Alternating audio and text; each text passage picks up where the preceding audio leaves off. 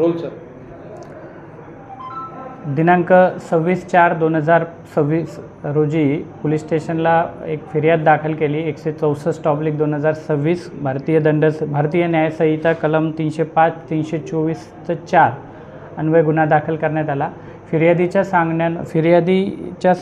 फिर्यादी यामध्ये सुशांत अडसुळे हे होते. ते दर्शनासाठी नवीन स्वामीनारायण मंदिर येथे आले होते. त्यांनी त्यांची कार इनोवा कार ही पार्किंगमध्ये उभी केलेली होती. त्या कारमध्ये त्यांनी त्यांची लॅपटॉपची बॅग त्याचं इतर काही साहित्य ठेवलं होतं. अज्ञात आरोपींनी गाडीचा काच फोडून सदरचा मुद्देमाल हा चोरून नेला होता म्हणून गुन्हा दाखल करण्यात आला. या गुन्ह्याच्या दाखल झाल्यानंतर याची माहिती आमच्या तपास पथकाला मिळाली आणि तपास पथकाचे पोलीस उपनिरीक्षक विकास पंचमुख त्यांच्यासोबत हवालदार दादासाहेब वाघ व त्यांच्या संपूर्ण पथक टीमने हद्दीमध्ये अशा पद्धतीचे गुन्हे करणारे संशयित मिळतात का याची गोपनीय माहिती काढली आणि पेट्रोलिंग दरम्यान त्यांना 2 संशयित आरोपी मिळून आले. ज्यांची झडती घेतली असता त्यांच्याकडे या गुन्ह्यातील काही ब्लूटूथ फोन किंवा IDs दिसून आले, फिर्यादीचे IDs.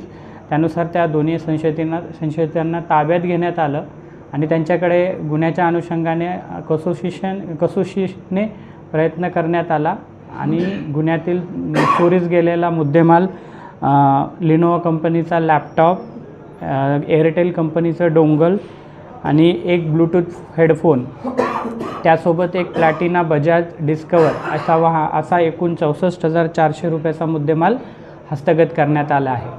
या आरोपींची पोलीस कोठडी रिमांड घेण्यात आली आणि गुन्ह्याचा तपास पुढे सुरू आहे.